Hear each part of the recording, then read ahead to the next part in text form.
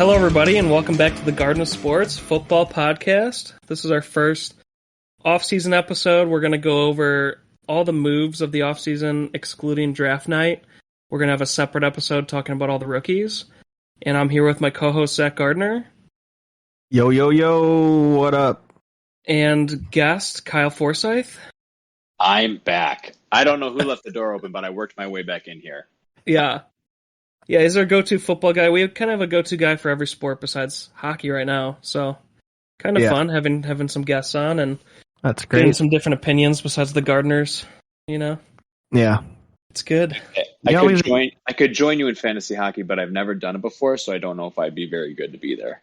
You know, what's a garden? Gardens are very versatile. You got all kinds of different seeds in a garden. You know, you gotta... Ben did, oh my god. Ben did pretty good, and it was his first year last year. Oh, he could do it all the time. Just because he can do that voice, though, it makes it so much better when he does his hockey voice. Oh. No, I meant like being in the league.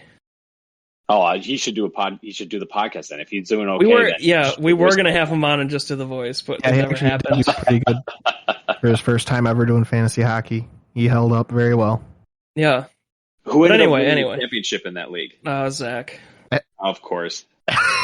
By like 6 points. But ladies and gentlemen, this is why you come to the Garden of Sports, because you have these guys who win it every single year, including Zach, who's been very good in football lately, and I don't like it because he keeps beating my ass.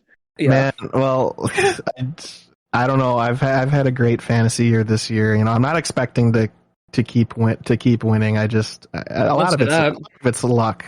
You know, a lot of it's just having a team stay healthy the whole season is the big thing. Like you can get some injuries, and it derails a season. That can be very hard. Like I've had seasons in the past where, you know, I lose my first 3 picks within the first month of the season, you know, and that just derails you. So you just got to kind of get lucky a lot of the time. And you also listen to Garden of Sports to prepare you for every draft season. Yes. And my god, season that's in there. Yes, they've helped me win so many leagues. It's been great. Is that too many self promos right in the beginning? Yeah, geez. Not at all. For those who don't know, Zach did win 2 out of 3 fantasy football leagues, and you went to the championship in one, Zach, and lost, right? No, I won 2 out of the 3 footballs. And then Deanna won the other football league. I lost in the second round of the playoffs. Well, I think to Deanna I lost. So it was your team. To my half team, yes. So you beat yourself. So you basically won 3 championships. Well, I call that 2.5 football ones. Okay. I think it sounds better if you talk about my victories than me. I want to be humble still. He's going crazy. I was going to actually release a winning of our first year of how we ranked in each of our leagues that we're in, Zach. And so this football, I mean, you won 2.5, like you said. You won basketball, you won hockey. So you're going to look real good on our first year. Baseball, you might not look as good, but that's my toughest one. Baseball's so rough. But I enjoy it still, but it's just a lot more work than you think. The other ones are a lot of work. I mean, baseball, man, gives me a headache every day. Damn, I love it. It's so much information you're looking at. It's overload. It's crazy baseball. I love it still, but it's very hard to win that one. In our league too, where everybody's competitive in it. It's not like an easy league by any means. Yeah. But anyway, guys, we digress. Hopefully you didn't tune out. The format of this episode is we're going to go through each team and talk about their fantasy-relevant moves and kind of talk about Kyle and Zach and I's rankings of these players and see if they've moved up from where they were on our list before in for draft night or just for, ranking off of last year. And anyway, let's just jump into it. Hell yeah. Arizona Cardinals. QB Colt McCoy, 2-year, $7.5 million. Running back James Conner, 3-year, $21 million. And then tight end Zach Ertz, 3-year, $31.65 million. So those are their biggest moves. And like Kyle said, there is kind of a QB situation going on here. So we'll keep you updated. But could this guy be taking the job, or is this guy just a third stringer? I don't think he'll take it. But We're I long think away that, from that. yeah. Well, I'm saying if they traded him. Oh, I don't think they'll trade Kyler. I think they're going to keep Kyler, but Kyler's just unhappy at the moment. So, but you never know. I mean, he just wants his money. Sure. If they give him the money and everything, then he's smiling again. And he puts all the. I always love when all the professional players take all their stuff off their Instagram of all like the team, and it makes everyone freak out. And you're like, dude, it's all just for show. That's all it is. Everyone just relax. So you never know. That could be fixed in a single meeting. So.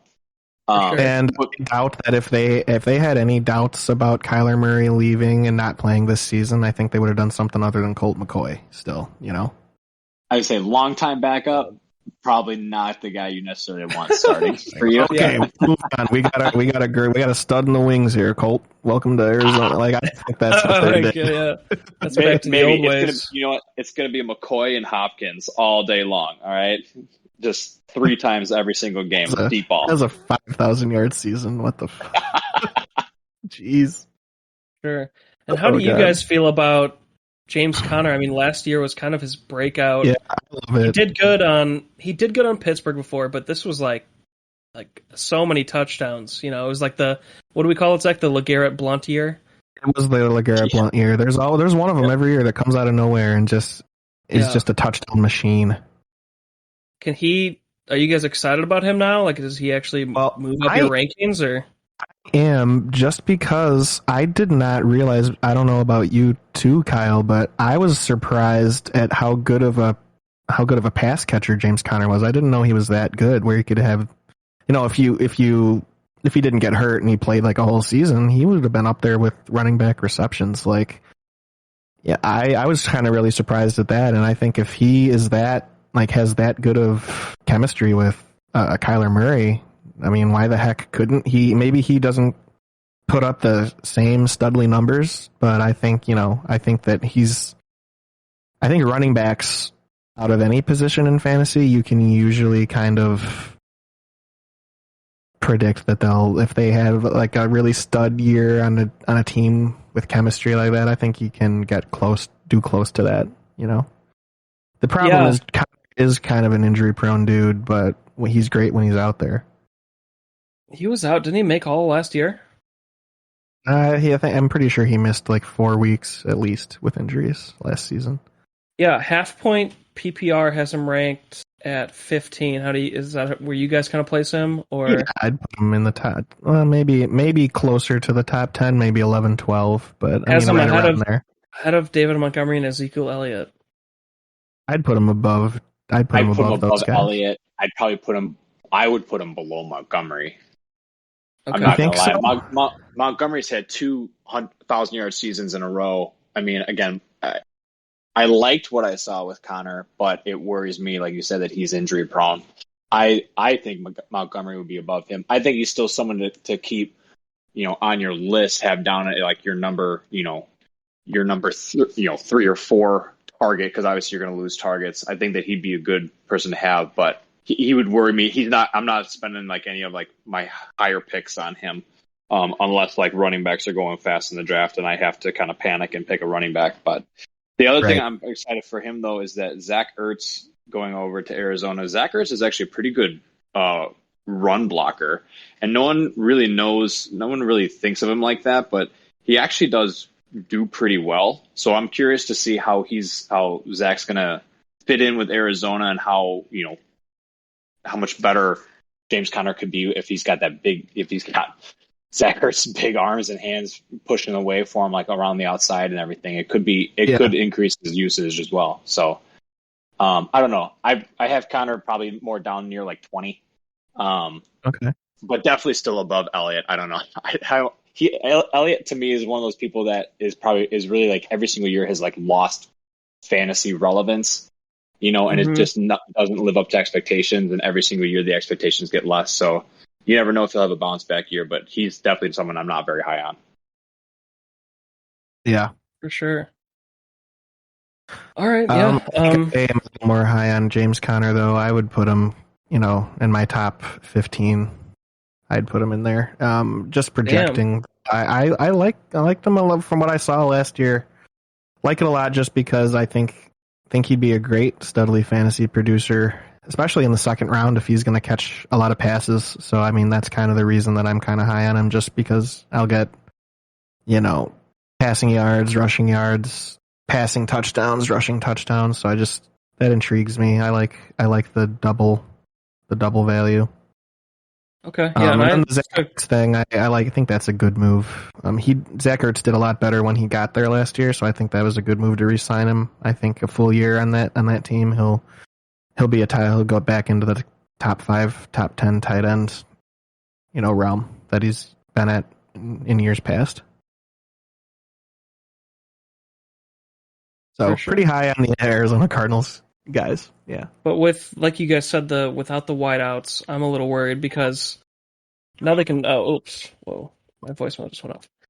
Now they can have more focus on James Conner and Zach Ertz, and I feel like that could weaken their production. So I'm kind of fading both personally, but I don't know. I've always been kind of a Conner hater, though, so I feel like I'm biased. I couldn't believe last year happened. Just I don't know. I feel like it's like probably his best year ever was last year. Okay.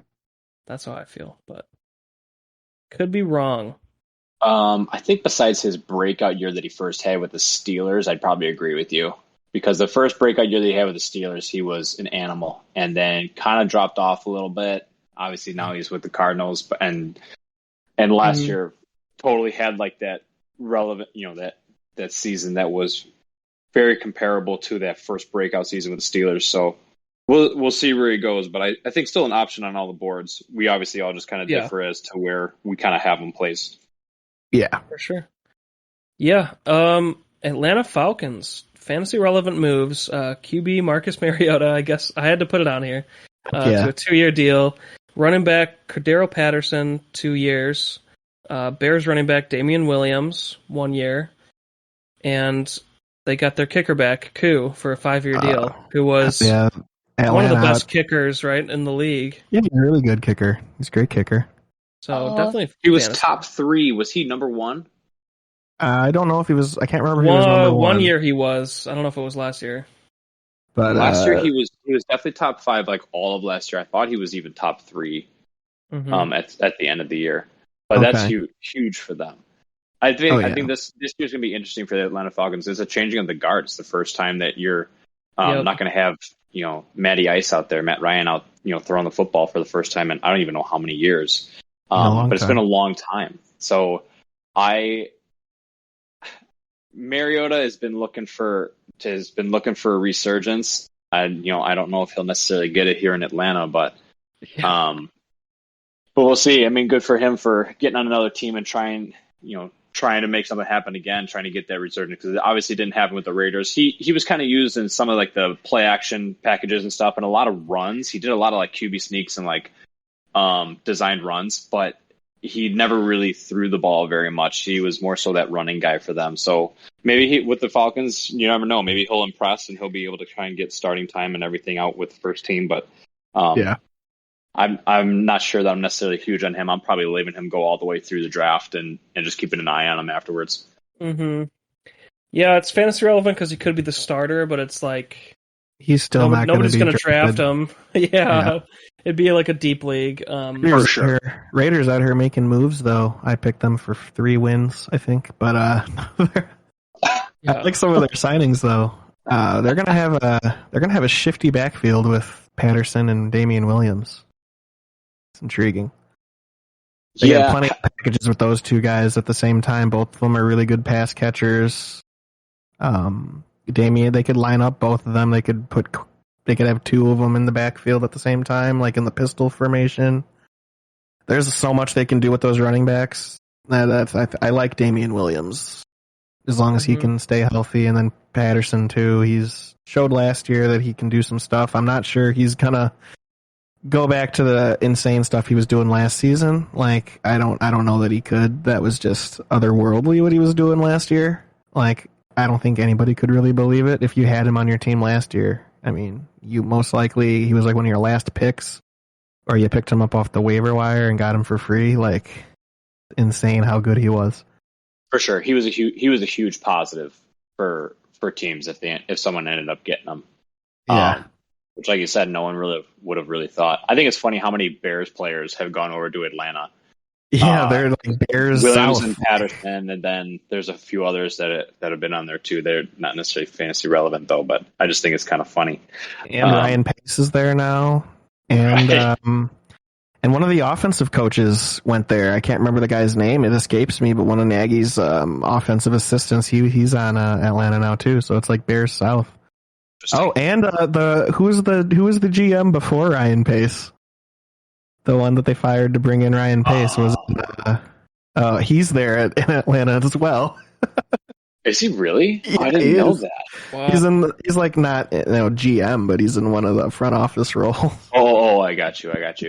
Yeah. Oh my God, why can't I think about who it was? Oh man, whenever I want to bring it up, I can never remember the name. I can't either. I just try and block all those horrible memories out of my brain. Both teams suck. Yeah. Yeah. My favorite move is Koo, though, because I think they're gonna not be able to drive for touchdowns a lot, and this could be the number one kicker for sure. That's why he's always so good. He can kick those lolonger field goals like if easier. You can get target Koo as your last pick in the draft. That's great. He's always the last 5 seasons he's been a great kicker. Like he's been one of the better ones in the league over the last handful of seasons. For sure. Yeah. Yeah, any other comments on these running backs or these moves? I mean, defense, but I mean, I like Lorenzo Carter. I think that's a good move, but I don't think it's going to yield much in terms of like making Atlanta or Atlanta's defense, fantasy relevant. But I think that he's like a Leonard Floyd type guy, and it's kind of funny because he came from the same school as Leonard Floyd a year later. And Lorenzo Carter, though, from Georgia, always kind of liked him. He's been a pretty good player over his career.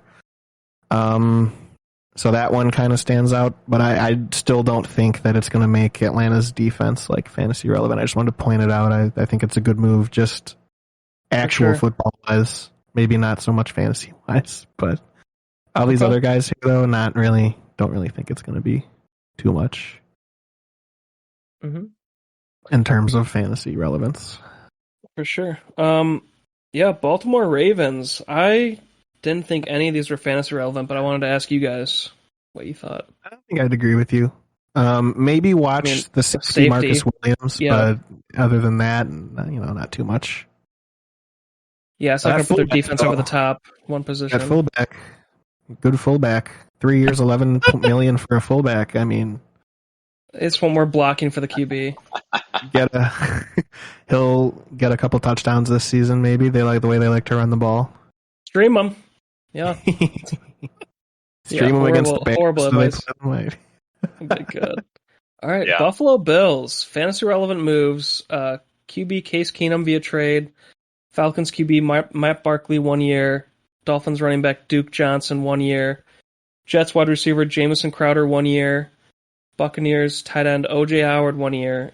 And I put Von Miller, because obviously it's Von Miller, for the 6-year, $120 million. Jamison Crowder is very underrated. I think he's on the chats. I'd be watching him with Jesus, what the hell is his name? Josh Allen. Yep. But no, it could be a great second option, but it's a stacked they're going to be putting them out right? there. Yeah, it's a stacked wideout core and stacked tight ends. Like, I don't even think they can run 2 tight end sets because they got so many good receivers. They'd want to get I don't know if they can get everybody out on the field in one play. Like, it's crazy. But if they did want to run 2 tight end sets, they got Dalton Schultz and O.J. Howard. O.J. Howard, because a lot of people are going to be drafting Dalton Schultz kind of early. O.J. Howard, this year, you're probably still going to be able to get him very late. And why not take a chance on it? Yeah, but doesn't the QB love that other... He loves Dalton Schultz, yeah. No. Yeah. No, not Dalton Schultz. It's not Dalton Schultz. That was the Dallas one. Oh my God, what the heck am I thinking? Dawson Knox. Yep. Dawson Knox, yeah, that's who I'm talking about. That's who I meant, the whole time. Not Dalton Schultz. Jesus. Yeah, experts over here. Yeah, we know our stuff. Obviously, we get a little bit of a reprieve. This is the first episode. Okay, everyone, give us some credit. It's light break. I think looking at all of these signings, I think they, especially Von Miller, I think it was a huge signing for them. They're just trying to button down. I mean, I feel like they're thinking their window to try and win and go deep is still right now. Obviously, they've just kind of been short for various reasons over the past few seasons. But I think they still have it. I think these are huge. Buffalo Bills defense has been really good the past few fantasy seasons, and now they're adding Von Miller. We'll see what they look like. Weren't they top 5 last year? I think they were. Like, they were really good all season, and now they're adding Von Miller. And then I know that we'll talk about, but they made a couple of real big picks for defense too. So in the draft, so they might be someone too that I'm keeping down in my notes for like late rounds, obviously, but defense, like trying to pick them up because I think that they'd probably be a draft worthy team as long as they look okay in the preseason. Oh yeah, guaranteed. And then Case Keenum, he'll be a great stream if Josh Allen ever goes down with an injury for a few weeks. What about Mitchell Trubisky, dude? Well, he's on Pittsburgh. Yeah. God dang it. But I'm not excited about Duke Johnson at all. I don't really. Yeah, he's a nice backup. Yeah. I still think the weakness on the Bills team is running. They don't have a great duo of running backs, I feel like. Yeah, did they address that at all? They did not. They did. Second round, they took James Cook from Georgia, which we'll talk about. But yes, we'll talk about next episode. He's a pretty big name. So I think that I think this makes the Bills. I think they had a really good offseason. I think that they had a pretty good draft as to what they needed. The Bills on paper look like they could be really, really good. Not that they haven't been really good, but looking for Super Bowl this year. So we'll see how they look because teams can always look good on paper, get to training in the preseason, then the regular season just. You heard of the White Sox? Yeah, hey, for sure. Christ. Yeah. All right. For sure. So which move are you most excited for, guys, just to close them out because it is such a big team? I like the OJ Howard move. I'm going to be watching that one. He's maybe a nice little sleeper tight end for you. Okay. Actually, no. You know what? I think I like the Howard move, but I overlooked Jamison Crowder. I like that move as like I think they really locked in like a third receiver, slot receiver type. I think he's going to be pretty studly. Mm-hmm. Who does he need to outperform to take number 2? I mean, I know they have. He's not going to take number 2 because they have Stephon Diggs, right? Mm-hmm. Yep. And Gabriel Davis, I think, is going to be a new number 2. Close to number 1. You don't think he could beat him out? No, dude. After the postseason Gabriel Davis has, I think Gabriel Davis is one of Josh Allen's favorite targets right now, up there with Diggs. Yeah. So for fantasy, I think I'm most excited for the defense then, because I was going to go Jameson as well, but with him being third, I think the defense, if you can get them late, snag them late. I mean, plan it out. You got to actually set like a draft point for them, lay out your schedule, but I think they're the one to grab. Who could even finish better than them? Who's better? I'd have to look back through everyone. I think that they had the most splashy. Obviously, I mean they're giving Von Miller 6 more years, which I don't know personally. I think that's maybe a little long. Yeah. Yeah. I was a little surprised at 6. I was thinking at least a few, but 6 was a little big. But I think for me it's the defense as well. I think that with that signing and then with the few picks that they made in the draft, I think that they could be a top 3, if not the best defense this year on paper. So. For sure, they're a defense that I have high up in my way too early draft list right now. Yep, for sure. I'm with you there. All right, move on to the Panthers. Carolina Panthers. Yeah, Titans. Titans running back Deontay Foreman, Browns wide receiver Rashad Higgins, and wide receiver Brandon Zylstra. So nice job. You said it right. Did I? Yeah, not a lot of big. Did. Crazy moves. I mean, I'm looking at the rest of the list here as well. It just seems like they were filling holes, and they made a couple of maybe bigger defensive moves, but nothing crazy for me here. Like, I feel like none of these guys are super draftable at all. Yeah, like they got the Rams punter Johnny Hecker. He's definitely the best punter in the league, but not too super fantasy relevant at all, though. For sure. No, but yeah. I think that does help him out because I agree that he's really good. The only one out of this list that I think is probably like Rashard Higgins, because we've seen what he's done in the past in a crowded wide receiver room, and he was still able to be a bench player. A lot of times he probably ran as a free agent, but there was probably still times after injuries and stuff that people were picking him up, putting him on the bench, maybe even had to stream him if they were desperate. I'm curious to see what he does for Carolina. The problem is that there are so many question marks on Carolina's offense right now, is that it's hard to see if he could even possibly be fantasy relevant. So, but that's about it. And it's just because there's just really no one else on this list that the Carolina has done this offseason that makes me excited fantasy-wise. Yeah, I'm not even excited about Deontay Foreman just because, he's behind Christian McCaffrey. But it could be something once McCaffrey misses his, standard like 8-9 games a year. Maybe Deontay Foreman will be fantasy relevant, but as of right now, he's not going to be getting too much work with McCaffrey in place. So not too, and I don't know much honestly about Brandon Zylstra, so that's just like a name, so I don't know if I can really project anything from that. Right. All right, for sure. I feel the same way. Nothing much here for me. Chicago Bears, I felt like this is another one that not a lot of moves because they're just rebuilding. Yeah, they're just wanting to eat dead money this year, and they're going to go at it with a shit ton of cap space next season. So, yeah, next year, right? That's what all the good teams say. Yeah, always. Since the dawn of time with the Bears. Yeah, right. We'll talk more about their draft, though, because I think it's been a while, but I did like their draft. Yeah, it seems like a good draft on paper. Talk about that next episode. Yeah. Cincinnati Bengals, QB Brandon Allen. I did want to mention real quickly on the Bears. I'm sorry, Jake. The wide receiver Byron Pringle. Maybe look out for him to do a little something. Just because I read this stat that last year on the Chiefs, he was actually top 10 in the league in what was the freaking stat? Can't even remember the stat, but it was was a very good stat. It was something like yards. It was something like yards after the catch or something like that. But it was like one of those stats that had like a bunch of like qualifiers for the stat. It wasn't like just yards after the catch. It was like yards after the catch in this situation type thing. He was top 10. Who did he play for though?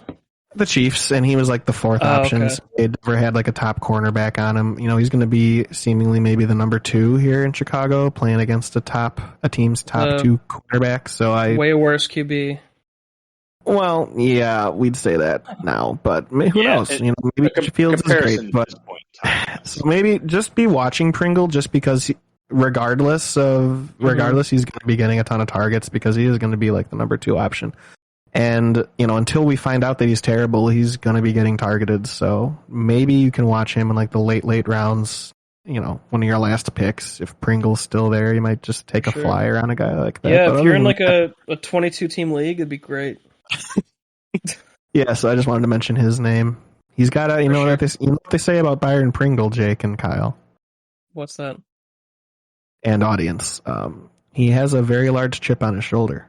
Oh my God. All right, on that note, let's go to Cincinnati. Jesus. Yeah, Cincinnati. Relevant moves. QB Brandon Allen, wide receiver Michael Thomas, wide receiver Trenton Irwin, wide receiver Stanley Morgan, Falcons tight end Hayden Hurst. Michael Thomas, are you kidding me, dude? What? Oh, we sure it's the same? Is it the same Michael Thomas, or is it spelled different? No, it has to be a different Michael Thomas. No freaking way, that's insane. No, yeah, it's I think it's different. It's got to be a different Michael Thomas. Because Michael Thomas is still showing on the New Orleans Pelicans in my the main site I use for fantasy. Yeah, no, so this is a different guy, but it has him listed. Yeah. Basically where he's a He's a football DB. safety. He's a safety. Yeah. Oh. Yeah, I'd had him listed as wide out when I pulled it in, but okay, Wow. forget him. There's probably a whole bunch of different, but there is a Michael Thomas that's a safety that's also on Cincinnati right now. So I'm guessing that's probably him. Yeah. Yeah, I see the Michael Thomas. So forget that, guys. I was like, holy shit. We all got very excited. I put a couple names on here as fantasy relevant, but they probably actually aren't. I was just trying to separate, but I mean, it looks like they made a lot of O-line moves, which are probably bigger. Those are in the other moves section there. Offensive tackle, offensive guard. Lyle Collins is one of the, well, he's older now, but he was considered one of the better tackles in the league. And then definitely Alex what they needed. Alex Kappa has he's very well respected. And then, a Patriots center. Patriots always have a good offensive line, so that can't be a terrible move. I mean, I really like these three moves they made for the offensive line. I think it's going to be much better. For sure. Yeah, that's probably the biggest thing. It's just going to make Burrow possible top 10 QB, right? I would say, yeah. If he can get protection, he's not going to know what to do with time in the pocket. He's going to have to adjust to that. Mm-hmm. Hopefully, he doesn't have those happy feet. Right now he's ranked tier 2, rank 7 in half PPR, and I feel like that's fair. Yeah, I'd say that's about where I'd project him right now. Not your steal QB anymore. I got him last year, definitely not my second QB, or yeah, definitely not a steal this year. He'll be in the first group of quarterbacks taken. Yeah. All right, well, botch that one, but yeah, offensive line are the biggest move for the Bengals, so we don't have to go too crazy into them with excitement. Cleveland Browns, though, they got Deshaun Watson, as everybody knows, via trade, and that guy just loves the massage table. And then we got Dolphins QB Jacoby Brissett, Cowboys wide receiver Amari Cooper, Bears wide receiver Jakeem Grant, and then tight end David Njoku, who was, I believe, on Cleveland. Yep. Well, yeah, we're on Cleveland. They tagged him. I didn't realize they tagged him. Yep. So nothing. I mean, Deshaun Watson's the move in Amari Cooper. I don't feel like there's much to. Well, Deshaun Watson might not play. Yeah, Jacoby Brissett's actually the move because he's your starter this season. For sure. Well, how excited are you though to actually possibly draft him? No. Yeah, maybe Amari Cooper, but probably not. I mean, I don't even kind of staring. I heard Deshaun Watson has closed 25 of the 28 cases against him or something, so maybe he does make it. The NFL was going to have a meeting with him to possibly indefinitely suspend him and have him on a yearly revisit his case on a yearly basis. So basically, we could find out in the next, because that was supposed to take place this week. So we could find out this week that Deshaun Watson will not be eligible to play football for this entire season, all on just one day. That's probably what it's going to be. That's what it's leaning toward. I mean, obviously, then that obviously makes Baker Mayfield. There's so much tension now between him and the Browns organization. If that happens and Deshaun Watson can't play, is it to where Baker Mayfield's going to just continue to refuse to play because they traded for another quarterback? I mean, I don't know. He is going to refuse to play. Baker Mayfield's not playing unless he gets traded. He'll sit out. I mean, there's no way he's going to play, especially after they traded for Deshaun Watson and basically told Baker Mayfield, screw you, buddy. I heard he's going to Carolina. Okay, they're working out a trade. Maybe then. That's what I read. I've heard a lot of he's rumors. Liking it, and he's not coming to minicamp. He's done, so they have to trade him. Well, it doesn't. They're going to trade him. Well, the biggest thing that I saw too is that Cleveland was willing to pay still half of his massive contract, so that would be a little bit more enticing to teams. Because originally they wanted teams to pay everything for it, which obviously teams won't do because he's not worth the money that they gave him. Yeah. I haven't heard anything solid about it, but you've probably heard better than I. I don't know. We'll see if teams. I just think that he's a very specific type of personality, and him going into a new locker room the way that he is could either win over that locker room right away or totally poison that locker room right away just because that's the kind of personality that he is. I think that if he goes to Carolina, I still don't know if he's really even fantasy relevant at that point either. Besides, he's going to be probably handing off the ball far more than he's going to be passing. And who's he going to be passing to? He's going to have to learn how to pass to Christian McCaffrey. That'll be the move. For sure. Which he has. It's not like he doesn't have experience passing to running backs. He passed a lot to who's the Chiefs running back? He passed a lot to the Browns. He passed all the time to running backs. Nick Chubb was a big one. Kareem Hunt he always did as well. Kareem Hunt, yep. So I mean, I know that he's used to it. I'm just saying that it's still not irrelevant though for completely. Absolutely not. I don't think so.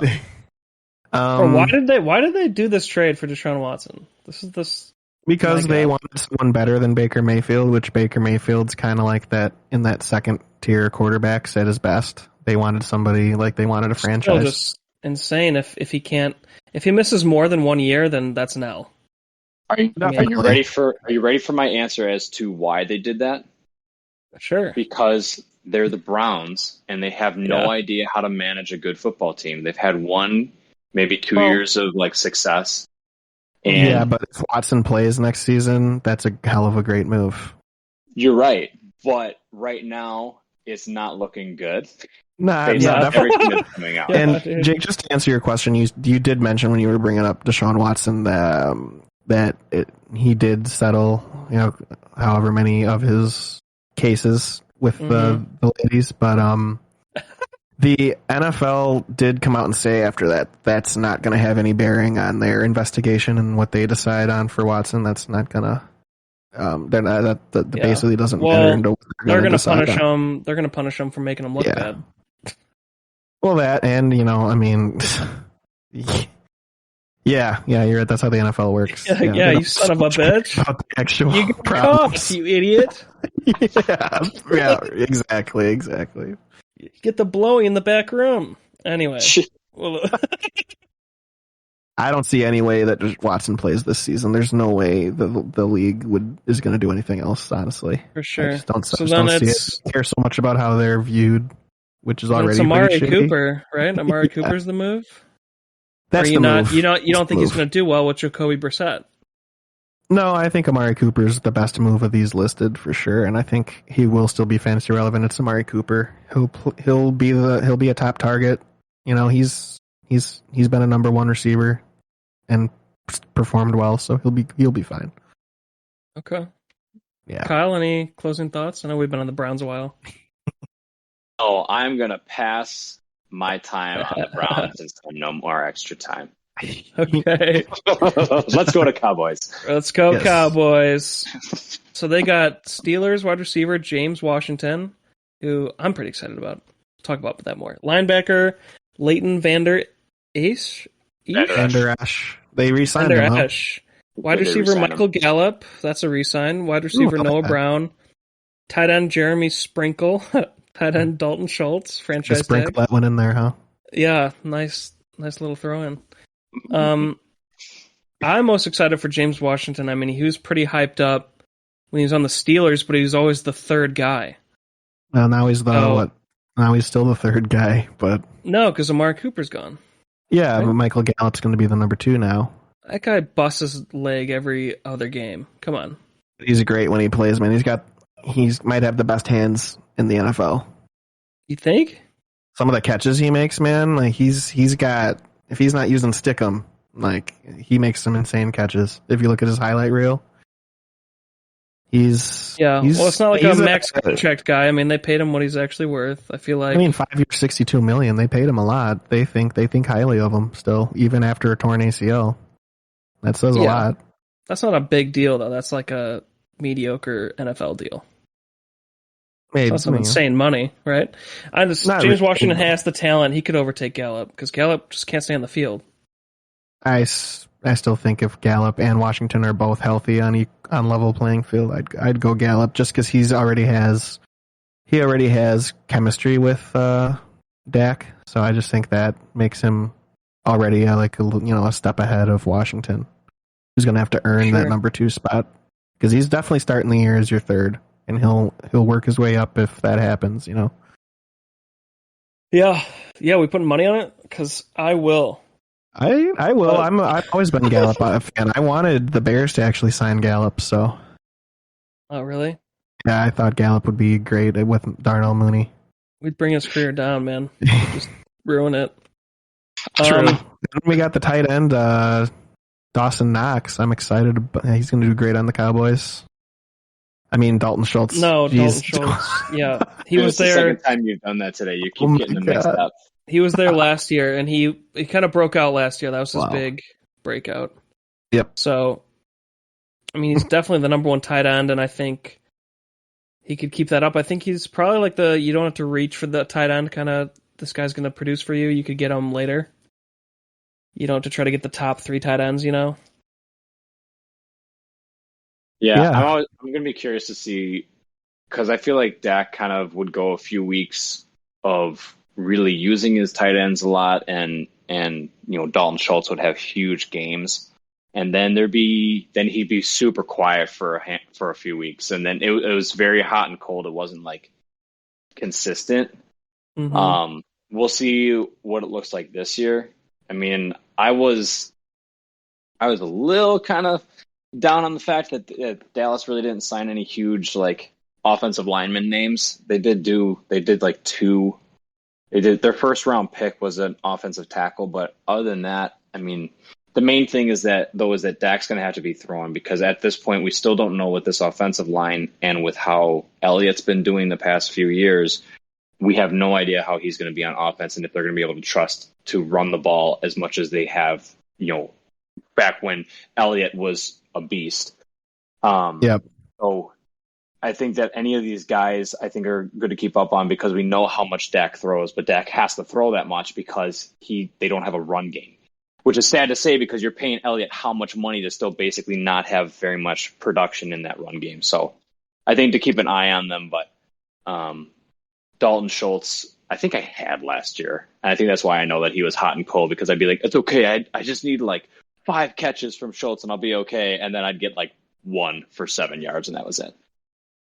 So the other one on this list that I was kind of interested on was Dante Fowler from the Falcons coming over, an outside linebacker. And they also signed a whole bunch of other defensive guys trying to bolster up that defense.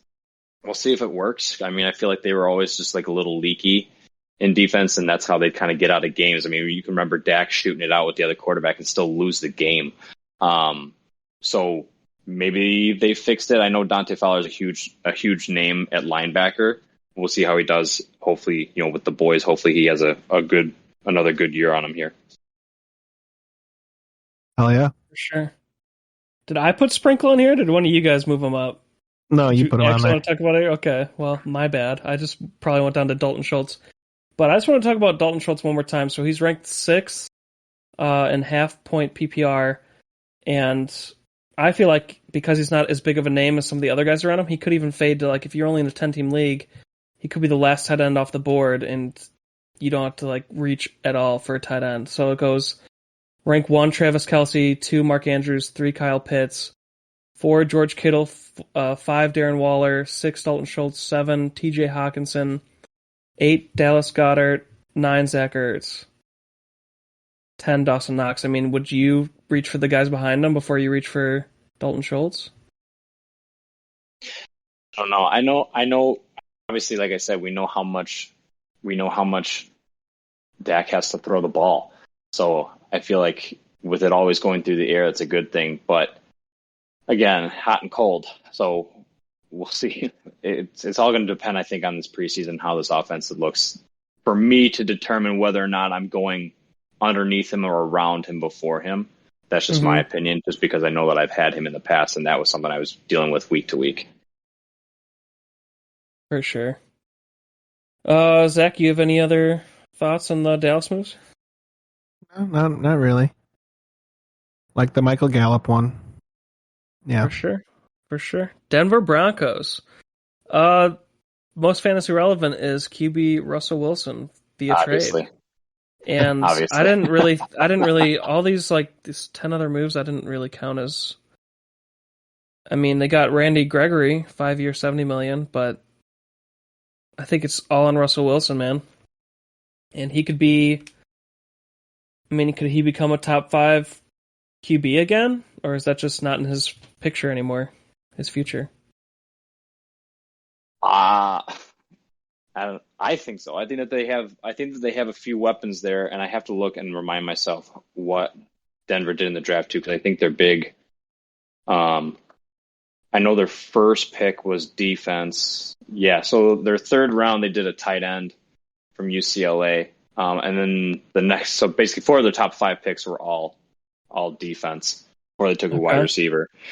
And obviously, there's not really a whole lot of looking at who they've gotten and everything. There's no really like big receiving names or anything that's there. I think that he has the talent to be able to do it. It's a matter of, can he put it all together? The Seattle Seahawks were always good. I think that last year was just kind of a fluke with how bad they were. Losing close games, injuries plagued them really bad. The defense was leaky. Obviously, it's absolutely the end of the Legion of Boom. They're long gone just from how bad their defense was. So I don't really. I put some of it on Wilson, but not a whole lot. So I think that I'm hoping for him that he's going to kind of get reinvented, and I think that he's definitely for sure a high draft target for me. Yeah, me too. I think he's going to have a great year.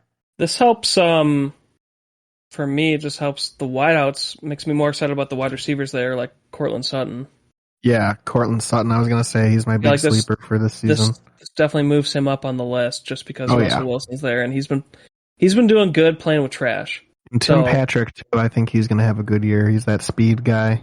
Wilson likes those guys. He's similar to what he had in Seattle. Tyler Lockett. Sure. Yeah, with Lockett. He obviously doesn't Similar. have the huge skyscraper of DK Metcalf, but even Metcalf though like cooled off last year. Like last year, he was bad. Like he was just not producing. No, the Alabama wide receiver that they have too, with the only Lockett. Kind of on Washington. He's a big body. He might actually do something with a good quarterback.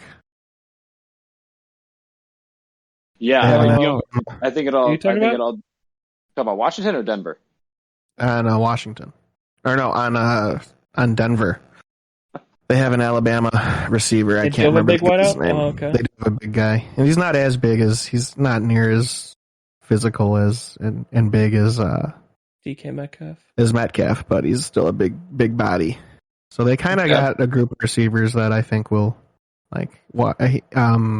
Russell Wilson's going to enjoy throwing the ball to these guys. For sure. Yeah, I got nothing else in these guys. We'll talk more about the drafts picks, obviously, like Kyle said. Detroit Lions. QB Tim Boyle. QB David Blau. Fullback. Oh, God. Why did I put him in fantasy relevant? Jason Kabinda. Jaguars wide receiver DJ Shark. So that's probably the biggest. This is a 12. These are 12-win team moves right here that they made. Let me tell you. Well, the QBs are relevant just because they don't really care for the QB they have now. Well, they like Jared Goff. Obviously, they kept him another year.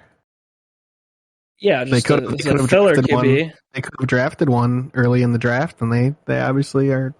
That's Detroit.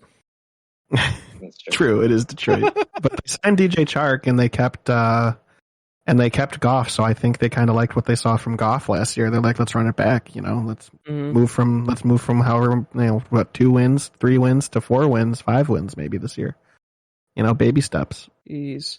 So yeah, are you guys excited for any other moves besides DJ Shark? And do you think DJ Shark could actually have a good year here? I think he will. Goff is like, because Goff is so weird, man. He's like, he'll have weeks where it just is that thing is spinning out of his hand, and you're like, wow, who the hell is this guy? This guy looks great. Like, it's just beautiful football out there with Goff. And then there are other weeks where he's just god-awful trash, throwing interceptions, terrible, doesn't even look like he can keep his balance. And so he's been like that since he was on LA. Like, you'd watch one game, he'd be amazing looking, and then you'd watch another, and it would be terrible. He's that much that way for Detroit as well. Like, he led them to a lot of, to some good performances last year. Their defense was pretty terrible. They were Detroit was in a lot of games last season. Their defense was just so bad. But Goff if he's up and down, then isn't DJ Shark going to be up and down? Goff was one of the better fourth quarter quarterbacks last year. And then DJ Chark, I think he's going to have a really good year, be like the number one that Detroit didn't have last season. So I think he's going to do good. And then I think an important move is Josh Reynolds. If we remember back to fantasy last year, Josh Reynolds, like the last 5-6 weeks of the season, ever since they signed him from the trade deadline, Josh Reynolds put up some good weeks with Goff at the end of the season last year. So I think that's a good move. Little sleeper one to keep your eye on for next season, Josh Reynolds. For sure. Yeah, I think they have a big three with receivers. I think I've always liked Chark, and obviously playing in Jacksonville obviously has done him no, but I think he's really talented. In Jacksonville, he was able to produce and still be fantasy relevant through that time, which is huge. Not only then is Josh Reynolds, who obviously is coming from the Rams, is familiar with Goff and knows how he throws. That's a familiar face. They also had 2 draft picks in the first round, and the 12th pick, they selected Jameson Williams, from a wide receiver from Alabama. So that's going to be like their top 3 receivers at this point. I mean, that's going to be huge for them. They haven't had a core that could possibly have talent like this in a while. Not since the Megatron days where Megatron was always like a number one, and then they had a few supporting guys behind him. Jameson Williams, we'll talk about, but he's a really good wide receiver. Yeah. So I think that if he develops like he should be and be the star that he's predicted to be, then he'll be number one, probably followed by Chark, and then Reynolds fighting for number 3. They got Amon-Ra St. Brown, who was good at the end, but he was also basically the only person that they have. So we have to see them compare. We have to see him and how he compares on the field playing with all everybody. Of them together. Yeah, because he looked good among all the rest of the Detroit Lions. So if they actually have some good receivers, he's like a big dude, right? I mean, he's just like he earned his spot. I'm pretty sure he's a starter. It's not like he's average size. I wouldn't say he's big. He's average. He's not small. Yeah, okay. I think smaller than I thought. Smaller than I thought. He's 6 foot. I think for the first time, Detroit has actually multiple options as to what they can do for wide receiver, and it feels like it's been forever for them to do that. So it's going to be interesting to see what their depth chart looks like going into the season sure. I mean, I don't know. They didn't have it. They had a decent 1 and 2 a few years ago. Of course, the names are escaping me, but they had. I just remember with Matthew Stafford, there was a couple of years where the Detroit had some pretty decent wide receivers. But yeah, I think this is going to be the best group that they've had in a long time, as a whole, 1, 2, 3, with tight end and everything. I think this is going to be an actual offense, which we haven't really seen too much. I think they're definitely improved. I don't know if it's anything necessarily fantasy. I mean, I think that there's going to be a few players that are fantasy relevant. I don't know if Goff necessarily is going to be starting worthy in fantasy. I think that he'll probably be maybe a bench quarterback, unless with these receivers and maybe a few offensive linemen that I think they took. I can't remember if they took any in the draft. Actually, it doesn't look like they took any offensive linemen in the draft. If they can protect him and give him the time to be able to throw the ball with these wide receivers, I mean, he might have some relevance, but that's all going to have to be seen. It's Jared Goff, just like we said. You have no idea week to week, so he's going to kind of be someone just to keep in your mind. But I don't think that he's necessarily anyone that I'm going to be targeting first out. Yeah. Mm-hmm. Okay. For sure. All right, let's go. Green Bay Packers. Only fantasy relevant one I thought was tight end Robert Tonyan in one more year, and he only had a half year breakout. Correct. Before, so it's not major, but he's the only tight end there, correct? Right. So, and they have no wide receivers. They lost all their wideouts, didn't they? They drafted a rookie, but yeah, they drafted a rookie, but don't know how that's going to turn out. How does that give Tanyan more targets? I think it could. Yeah, I think Tanyan's going to have a good year if he's healthy. For sure. Basically, Christian Watson out of North Dakota State, who was very highly touted. Yeah. A lot of people liked him. Oh yeah, and he was on a whole lot of teams' lists, and I forget who. There was a few other receivers who were still on the board. Sammy Watkins. They got Christian Watson, Alan Lazard. Yep. Watkins is one to watch, but obviously, I think he is kind of just a guy at this point. But he might do something, rekindle something. It's Aaron Rodgers. As much as you hate to say, Aaron Rodgers can read the field really well. He's been able to turn other receivers that have gone there and been kind of no-name guys to fantasy breakout stars and everything, and being able to be started every single week. So I think everything will remain to be seen. And this is going to make Rodgers actually even better as a fantasy quarterback this year, because he's not going to be just forcing it to Devontae Adams every single time. That was the undoing in the playoffs. Like, this is going to be Rodgers actually reading the field even better and actually finding the open guys instead of always just looking for Adams, because they had such a good rapport. He's always the one he's looking for. I feel like Rodgers, this is the year that I might want to get him as a quarterback in fantasy, because I feel like he'll do good with whoever he's throwing to. He made, so many receivers great players. So I just don't know if this receiver group that he has is necessarily anything that's super exciting. I don't know. I feel like for him, it's probably one of the worst receiver groups that he's had in a while, which is only saying that that's how good his receiving core has been year in and year out. Yeah. But I think that this one definitely has far more question marks on it than we're used to seeing in Green Bay. Definitely. So seeing how things are working through preseason will be important for them. Yeah. I just think that if anybody can figure it out with a group of guys, it'd be Rodgers. I agree. I do agree. It's just a matter of how well can they figure it out.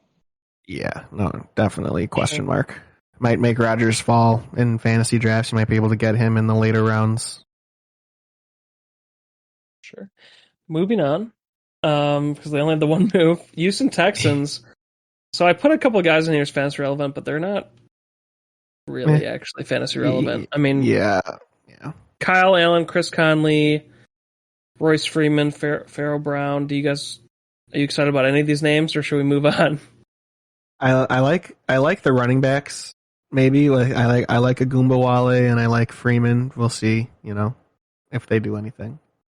For sure. Okay, let's go Colts. Let's go Colts. Falcons QB Matt Ryan via trade. Tight end Mo Alley Cox, 3 years, $18 million.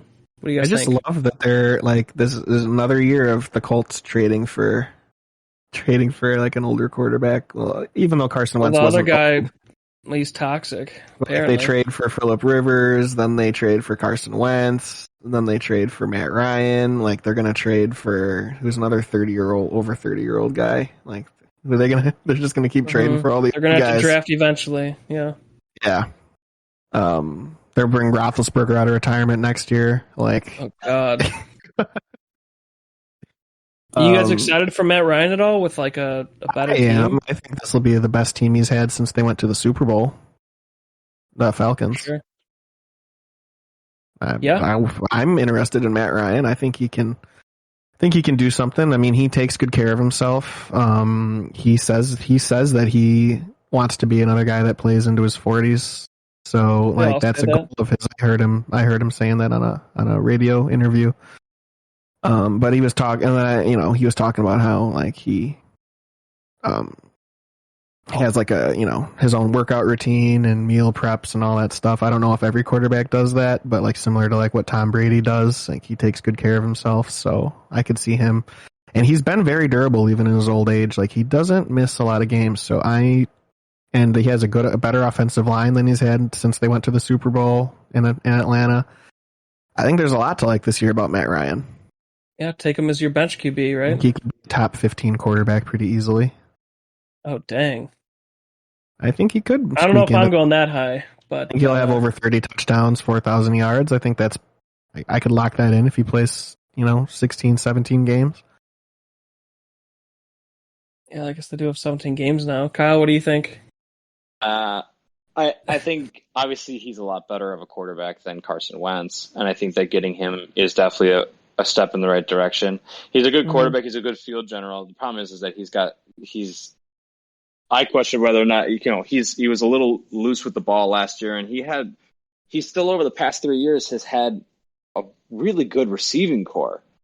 We had you had a few different people that have kind of come in and out, but he's had some really big names and still couldn't find a way to get wins. And I understand that a defense was a huge part of it, but at the same time, he just kind of played a little loose. I don't know if obviously when guys go to new places, like we were talking about with Russell Wilson, if that's a way to just reinvent themselves, get into a new system, see some new faces, work with different coaches, because he had been in Atlanta for forever, and at that point, when it gets that stale in a place, how much can you really change when you're still dealing with like basically all the same people in the same organization?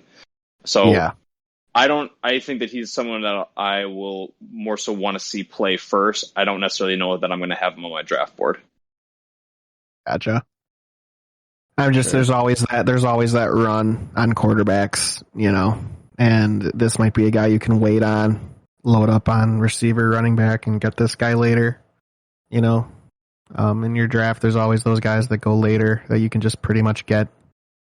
And depending on who your first guy is, I think that obviously you could say that about basically any of the starting quarterbacks. But I think that he's someone that I more so, if I have other options available. Otherwise, I want to see him play first before trying to do it, and he'll probably be gone by then, and I understand that. But yeah, I am so high on him as to say I think he's going to be this next season's Matthew Stafford. For him, I hope that he is. I think he's a good guy. I hope that for him, but I don't know. I need to see it before I believe it. I gotcha. I can follow that logic. Sure. I think it's going to be a hell of a good year this year for Matt Ryan. We don't know. I don't know how it'll be in the future because he keeps getting older, but yeah, I like it this year. For sure. Yeah, and Mo Alley Cox, he's just like a flash in the pan stream option for tight end, Yeah. He has a couple good weeks a year. So, moving on, Jacksonville Jaguars, fantasy relevance, running back McKee Sargent, probably said that horribly wrong. Wide receiver Christian Kirk, 4 years, $72 million. Give him a bag. That's kind of a crazy deal. Raiders wide receiver Zay Jones, wide receiver Laquan Treadwell. Giants tight end Evan Ingram, 1 year. Okay. Offensive tackle Cam Robinson, franchise tag. So I was going to ask you guys more about him. Obviously, if they franchise tagged, he's pretty dang good. But you guys have any more info on Cam Robinson? I don't. I really don't even know much about him. Yeah, okay. No. But obviously, teams usually don't do that unless they're like very. They don't want to lose him for sure. Yeah, I think obviously Jacksonville's showing that they are all in on Trevor Lawrence, and they're wanting to build around him as much as possible. With putting a franchise tag on him, getting all of these bigger name receivers, giving, like you said, giving Christian Kirk a big bag of money, on top of who they already have. And then they really didn't do a whole lot though in the draft as far as like trying to help them out. They did draft a center in the third round, but they're both of their first round picks. They both spent on defense. So I think they're trying to make the overall team better, but I still don't know if that puts Lawrence into fantasy consideration just because Lawrence last year was not very good. I think Lawrence probably rode the free agent line the entire time. Basically, he was less than 10 points almost every time because of the amount of interceptions that he would have. I think one day he has the talent to probably be fantasy relevant. I just don't know if that's this year based on these guys that they're signing.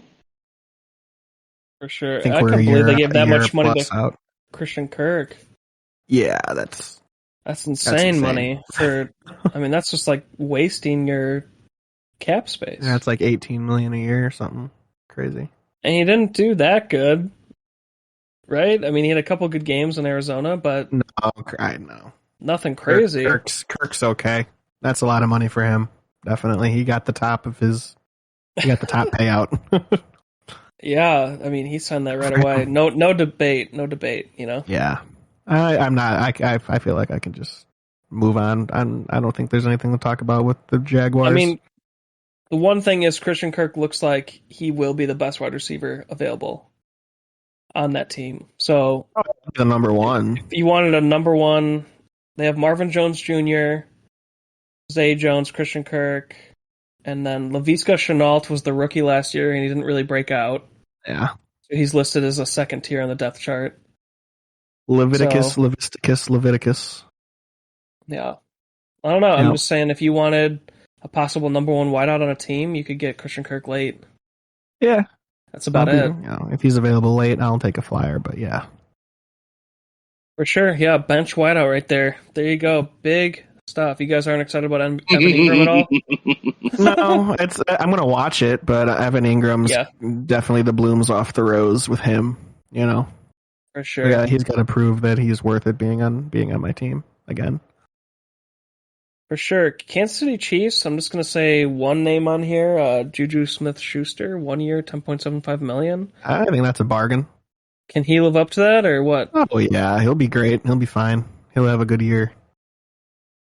How high would you draft him now that he has? I draft him high. If he's available in the draft. If he's available in like the mid rounds, I'd take him like 8th, 9th round. That's kind of where I'm eyeballing it. I'll be like, okay, Juju's available. If I need a receiver or something, and he's there. He's currently ranked 32 at wideout for half-point PPR. Yeah, that sounds about right. Behind Amon-Ra St. Brown and Elijah Moore. Yeah, that sounds about 8th, 9th round, 32 receiver. So maybe even later than that. Okay. Yeah, that's about kind of where I have him pegged too. Yeah, if he's there. Yeah, and I'm not too excited about these other names. So, like the fullback, Michael Burton. What you got against fullbacks?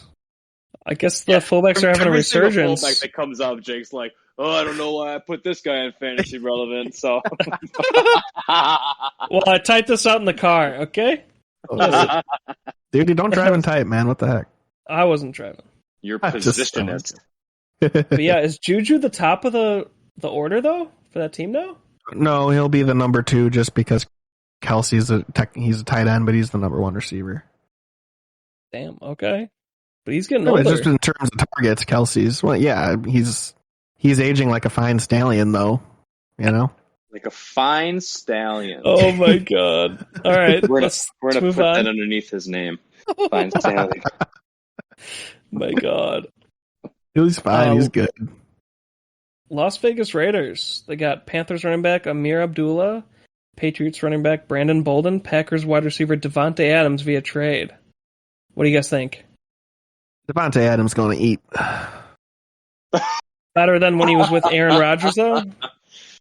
It'll be the same, dude. I mean, he's got a 5,000-yard passer last season thrown to him now. Like, not Aaron Rodgers, but Derek and he Carr. Played with him before, right? Yeah, they played in college. Like, he loves Devontae Adams. Loves Derek Carr. Like they've been. Still drafting Devontae Adams as a top 5 wideout. He's still a first-round pick for sure. No, yeah. So I see him ranked at number 4. Right behind him is Stephon Diggs, CeeDee Lamb, Deebo Samuel. You'll still like him above those? I would put him as number 1 ahead of those 3 guys easily. Okay. He'd be my first wide receiver I would want to take if I was like in the later Cup, Justin Jefferson, Jamar Chase. Oh, you said he was number. Yeah, he's number 4. Number 4 behind those 3 guys. No, so is there more guys ahead of him? Those guys are behind him. Sorry. Oh, they're behind him. Okay, so then that's he's right. Ranked so 4. Who's ahead of him? Cooper Kupp, Justin Jefferson, Jamar Chase. Okay, then I think being anywhere in that group is you can rank those 4 any way you want, really. I would take Devontae Adams though if he's available. Like if I have that later, like let's say we're in a 12-team league. If I have like pick 6, like 7 through 12, and like those running backs, top 5 running backs kind of go, then Devontae Adams would be the next guy that I would draft, and then I would adjust if he was taken. I would adjust from there, but he'd be the first one that I would be lining up to pick. Dang. Okay. Kyle, how do you feel? I don't think his numbers are going to change at all. I really don't. He's not going to have Aaron Rodgers thrown to him, but he's still having a top 10 quarterback in the league thrown to him. I don't really think he's going to suffer any kind of numbers going down. His deep ball, though. I mean, Devontae Adams was always a deep threat. And Derek Carr has a great deep ball. Yeah. You think? Oh yeah, dude. Any quarterback that throws 5,000 yards is pretty good at any throw, I'd say. Okay, Kyle, any closing thoughts? I think that what this really does is this puts Derek Carr into more fantasy relevance. Obviously, he's got even more weapons now.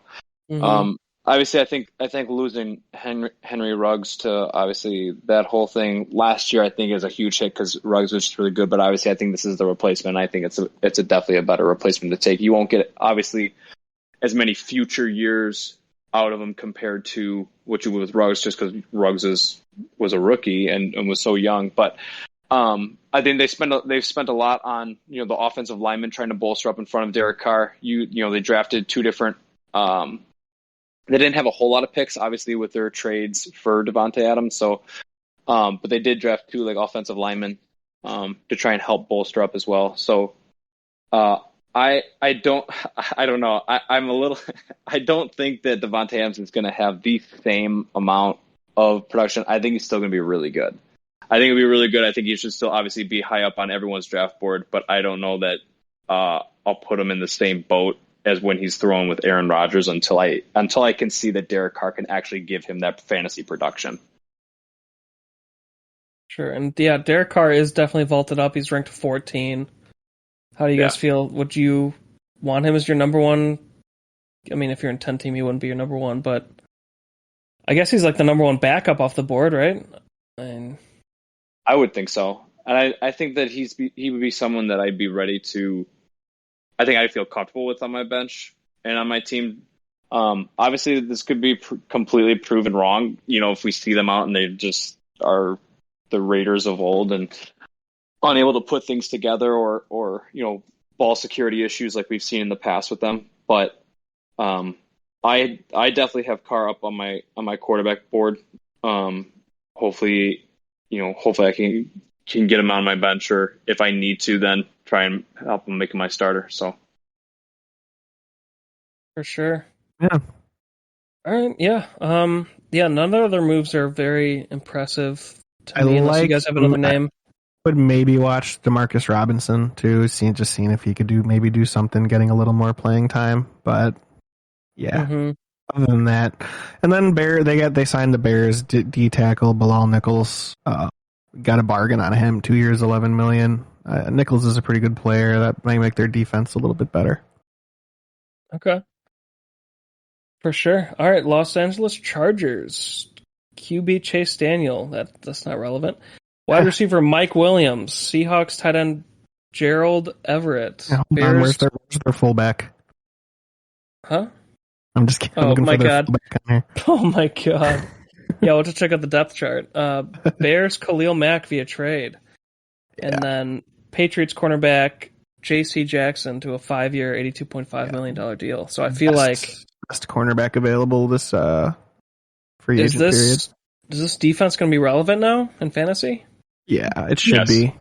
Yes, definitely. I think so. They were relevant last year. They were definitely top 10 defense.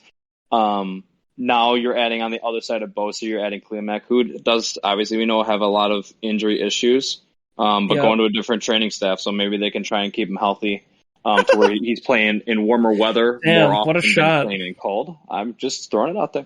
But obviously, then Soldier Field is terribly kept. Yeah.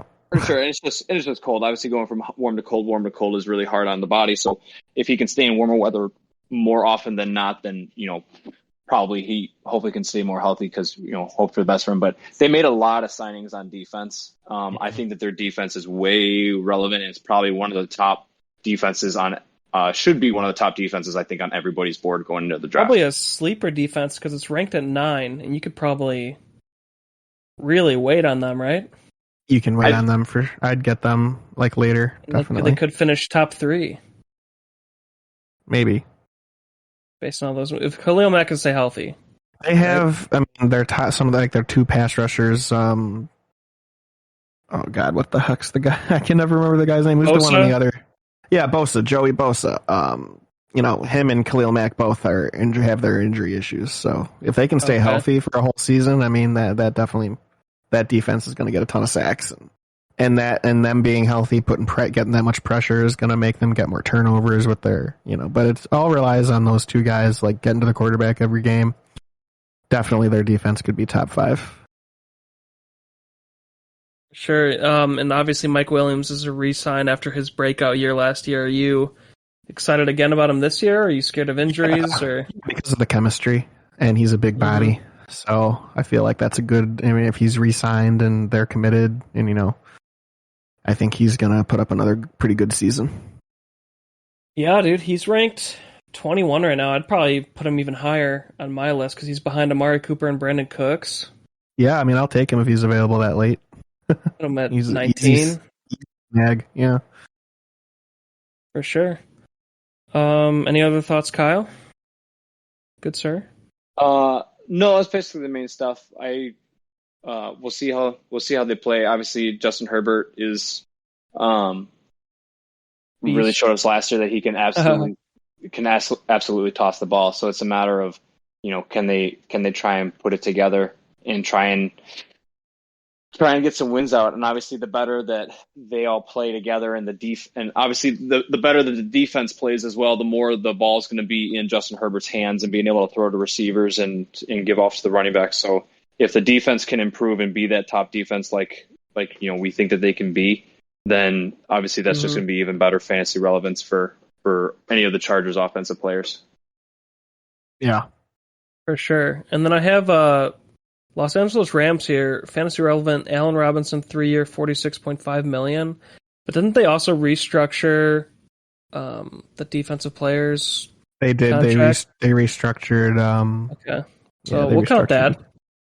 But because now he's the highest paid again, right? Yep. Defensive player ever. Yep. Anyway, obviously that's probably the biggest move because it keeps their defense in the top 10.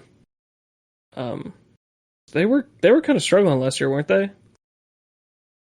They were definitely from where you'd think that they'd be. They were like middle of the pack, which for them, where they've been the last few years, was struggling for sure. Yeah, they were still decent, like on paper, like but fantasy wise though, not near as good as they've been.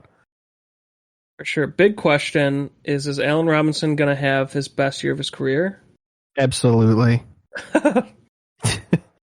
After having Mitch throw to him, and then you can take that to the bank, and you can take that to the bank and cash it, like for sure. Is it going to take away from Cooper Kupp as the number 1 ranked wide receiver? Like, would you rather just wait for Robinson and draft another receiver first? No, I think they're going to have 2 over 1,000-yard receivers.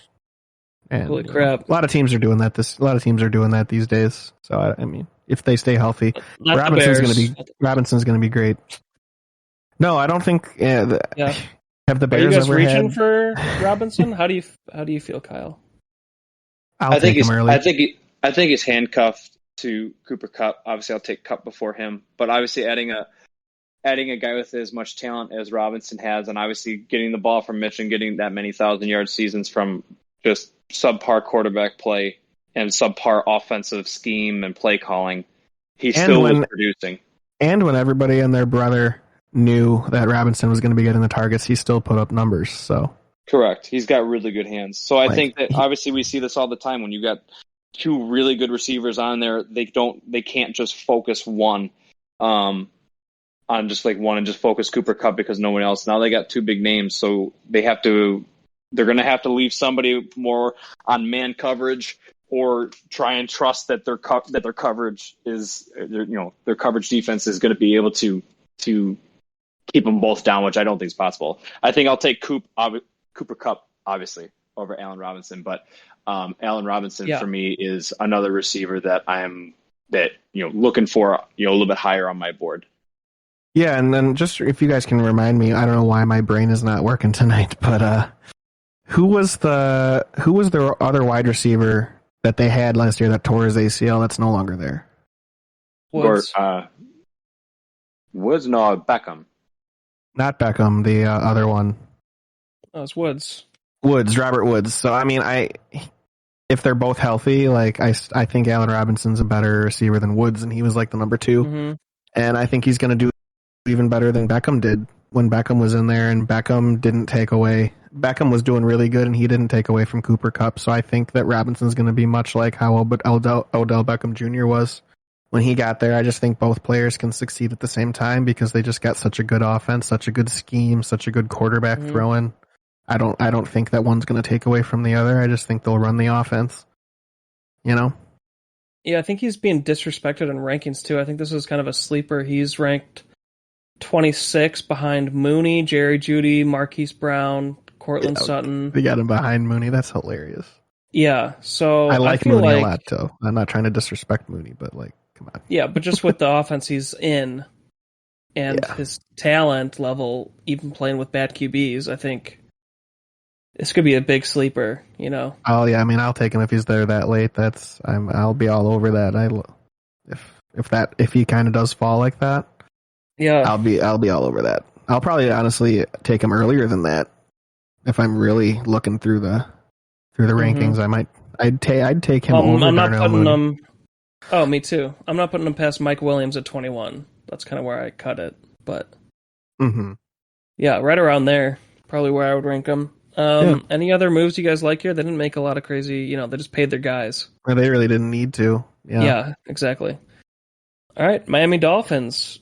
Broncos QB Teddy Bridgewater. Cardinals running back Chase Edmonds. 49ers running back Raheem Mostert. Chiefs wide receiver Tyreek Hill via trade. And then tight end Mike Gesicki. They franchise tagged him. What do you guys think? These are actually a lot of big moves. They're going to be the fastest team. They're going to be the fastest team in the league. Like, they got Tyreek Hill and the young guy they drafted last season, and Raheem Mostert. Like, they're going to be so fast. The speed doesn't always necessarily mean that it's going to be great, but I mean, all that speed though. I mean, you love to see it, but and he said Tua has a stronger arm than Mahomes. Didn't he say that? Tyreek Hill. Yeah, that's funny. That's really funny. Everybody was roasting him. Yeah, and he said he's more accurate too. It's like, okay. Well, maybe that was it. Yeah, I don't know. That's what I heard him say, that Tua is more accurate than Mahomes, which I kind of looked at it and I said, I don't know, man. I really don't know. Yeah. Maybe without pads on and without defense and everything in practice and OTAs you're talking about, sure, maybe he's just a little bit better, but game, I don't know. You're saying that game time pads on defense coming at you, you're going to tell me that he's more accurate than Mahomes, who can look across his shoulders and on a dime? Yeah, I don't know about that one. Yeah, right. So, I mean, they're going to be interesting to watch. They have some good players now, like a group of guys, but you reaching for either of these running backs? The one I'm interested in is Mostert. Because he can break those big runs. But and then Chase Edmonds, I don't know, he's decent. He's probably going to be like the bell cow guy. They'll bring Mostert out like as the second running back. Probably what they're going to do. Just usually the amount of money given dictates that type of thing. But we'll see. They gave Edmonds 2 years, Mostert only 1 year, so it's kind of like a prove it thing for Mostert. But I mean, I think I would be interested in either of them. I might have Edmonds just a little bit ahead of Mostert in my rankings, which they'd still be pretty lower in my running back rankings. But I would take Edmonds before Mostert because he's probably going to get a majority of the carries. But Mostert might, break a lot of long runs and have similar yardage, but just less carries. Are you guys worried about drafting Tyreek Hill at all with the QB situation? Absolutely. I don't care what he says. He's ranked at 9. Yeah, I think Tyreek Hill is someone I'm avoiding this year. I'd like to see how this year goes and see if he actually has a rapport with Tua. But I'll let somebody else kind of test that, test that this year. And there's plenty of other receivers out there the good ones that I don't know. Tyreek Hill's and like, I gotta have him, For sure, Kyle. I think Miami is someone that I think could possibly be like sneaky good this year. I mean, they went 9-8 last year. I know that they finished third in the AFC East, but they still had a winning record for the first time in God knows how long. Since old Tannehill was probably there slinging the ball. I think that these are big signings. Obviously, they're getting more receivers there. I think Tariq is still someone that could possibly be up. I mean, he's just that good to where I think that I don't necessarily think that he's like garbage time pick or let him go all the way through. I think he's probably middle of the way, but I think he still should be on everyone's lists for sure. For sure. All right, so you would take him at 9?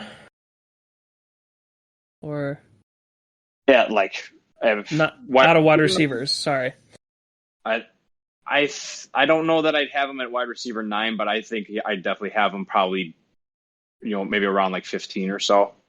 Because I think that he's just that fast. Tua, I mean, we know that Tua is strong. Tua can throw the ball. We saw it last year where some of his deep balls were like just gorgeous. If they can get on a good streak and really start playing well together, I mean, there's no doubt in my mind that if they can kind of figure it out, that obviously the two of them could possibly have a really good connection, week in and week out. So more so just got to prove it, So that's why I'd probably have them lower than 9 for sure. Sure. All right, and then Minnesota Vikings and the New England Patriots, I thought didn't really make any relevant moves. If you guys want to look through real quick, but I feel like we could skip over. I like the Zadarius Smith one for the Minnesota Vikings. He's a good player. He's going to make their defense better for sure, sacks wise. Don't know how much that'll translate to. It'll make their defense a little bit more maybe interesting because they're going to get more sacks, but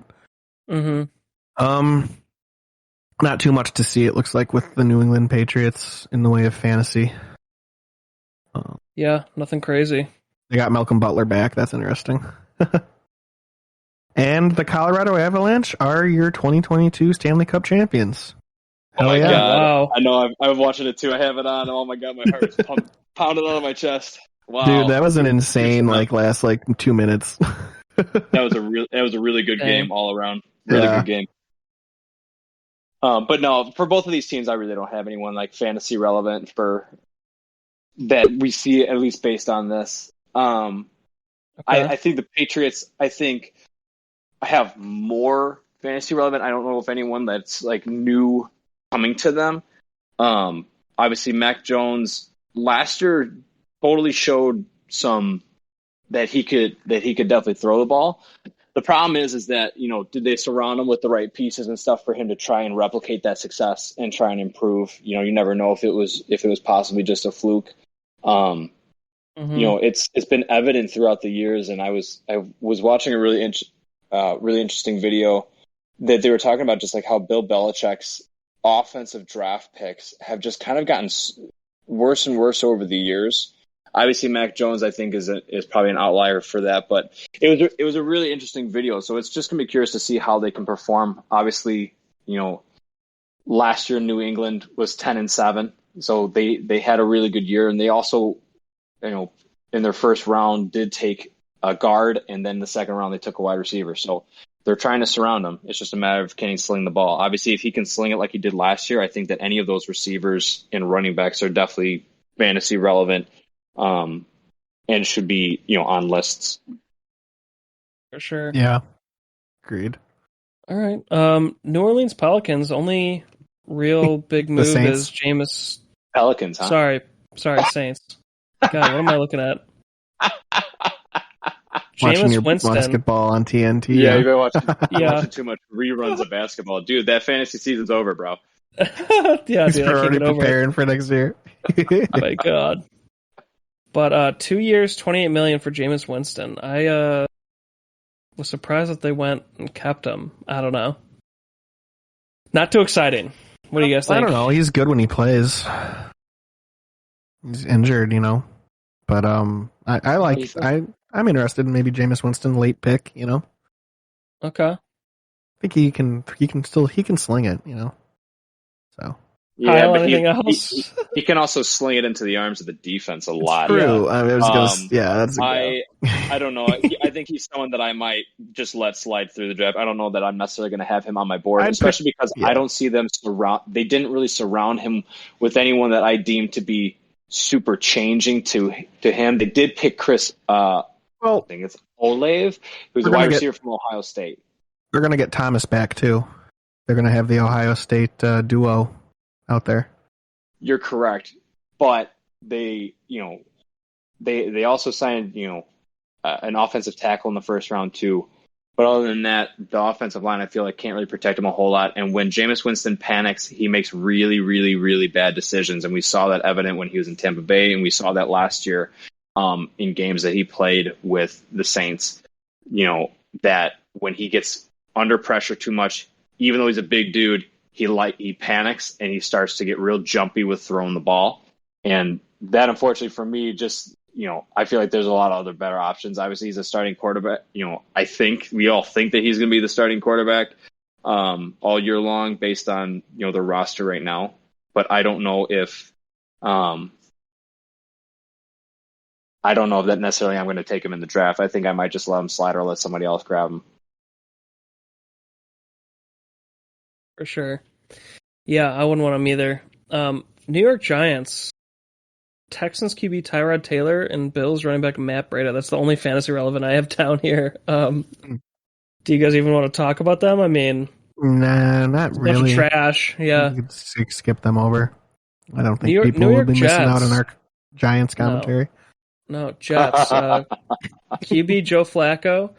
QB Mike White, running back Tevin Coleman, wide receiver Braxton Berrios, Bengals tight end CJ Uzuma, who kind of broke out last year before injury, if you guys remember.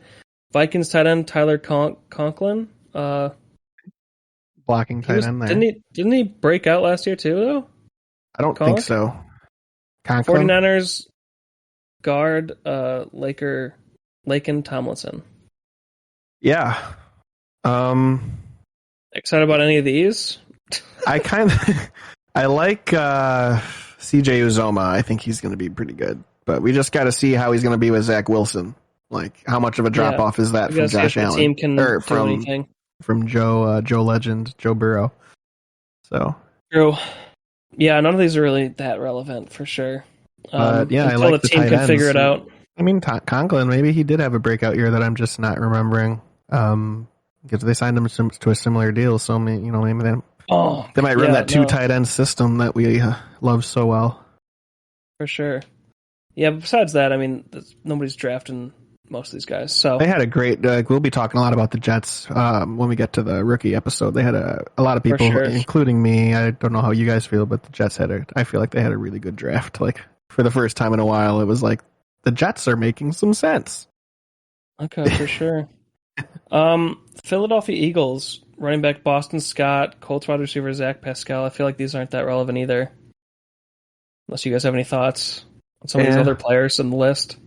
Yeah, no, not really. Fletcher Cox, but I mean, he's old now, so I don't know, not too much there. They're going to be the same as they were this last year, most at their best. So. Okay. Pittsburgh Steelers, Mitchell Trubisky, big move. 2 years, $14.25 million, and then QB Dwayne Haskins. So, who's going to start? It's going to be Kenny Pickett. Dwayne Haskins is with our Lord and Savior, so true. Rest in peace, Dwayne Haskins. What was the? When was the date of all of this stuff that you were grabbing, Jake? It was like 5 days ago. where I grabbed it from, but so no, I thought he was competing with another QB. They drafted a rookie. Yeah, they drafted Kenny Pickett in the 20th in the first round with the 20th pick. Who's said to be probably has it. It's like Major League when they're looking over the list of people they're going to go sign, and they're like, "Oh, a lot of these guys are dead," and the girls like cross them off the list. Then, oh my god! I don't know. I think that they're desperate enough. I don't think that they stay with Mitchell Trubisky. I don't, unless he's made huge strides in Buffalo. They're going to give him a chance, though. He's going to be the starter, and if he slings it, Mitchie the kid out there. Not a kid anymore. He is not a kid anymore. Yeah, he's a man now. He's I don't know. I feel like I'm still optimistic that we're going to see some good Trubisky. I think he's going to be around the league for a while. I think he's going to go out there and prove that he is pretty good. I think he had a really good year learning under Josh Allen, and learning with that Bills system, their whole offensive group of coaches. Like, I don't know. I feel like we're going to see Trubisky go out there and now he's with an even better, like, he's just gone up. He's gone up in, like, NFL teams, like, as far as teams that know what they're doing. Like, he went to the Bills, who obviously the last couple of years know what they're doing, and now he's at the Steelers, who historically are one of the best franchises. They've only had 3 coaches in their entire history. Like, and they're always very good and relevant every single year. When even like Pittsburgh never seems like they're rebuilding. They just draft super well. If you look at every year almost their drafts, how many good players they get in the draft every single year, it's insane. They're just a really good franchise, and I feel like they're gonna even get the best out. They could get the best out of Trubisky. So I mean, this is one we're gonna see Trubisky's ceiling, I feel like, and we're gonna see what exactly that is. If he really is, just kind of average to below average, or if he can take that next step and actually realize his potential. I'm interested in Trubisky this season. I'll be watching with one eye. Like, I'll have one eye on him this year. I'm not that being said, I'm not drafting him in fantasy though. Yeah, it's ranked really low. Put him on the watch list. You guys, I didn't find anybody relevant on the 49ers. Do you guys like any of these names? I mean, Hasty had a couple good games last year, and they sent him to a 1 year. None of these other names stick out. I just want to say Demetrius Flanagan Fowles. Okay, I got it out of my system. Okay. Just wanted to say the name, didn't you? Just wanted to say it. It jumped off the page. I just had to say it. I think what's going to be interesting for the 49ers is the fact that Mostert's gone. So obviously we always know that the 49ers every single year have been so frustrating to any of the fantasy managers that have had any of the running backs for San Francisco because they run by committee. Now you got Mostert, who is a really good running back, who's now gone. You have JaMychal Hasty that's staying there, and then, Jeff Wilson, who I think came in and had one good game as like the third or fourth string because that's how many injuries they had. The big thing for them is going to keep them healthy. I mean, last year we saw how many different running backs from come in because it seemed like every single running back that they played got injured at some point during the season.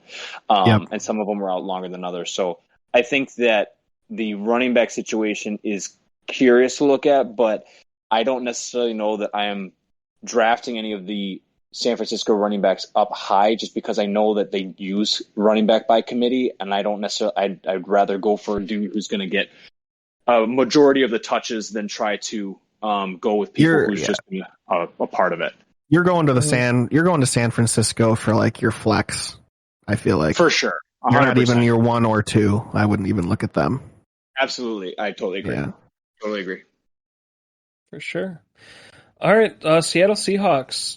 Broncos QB Drew Lock via trade, so that was part of the Russell Wilson trade.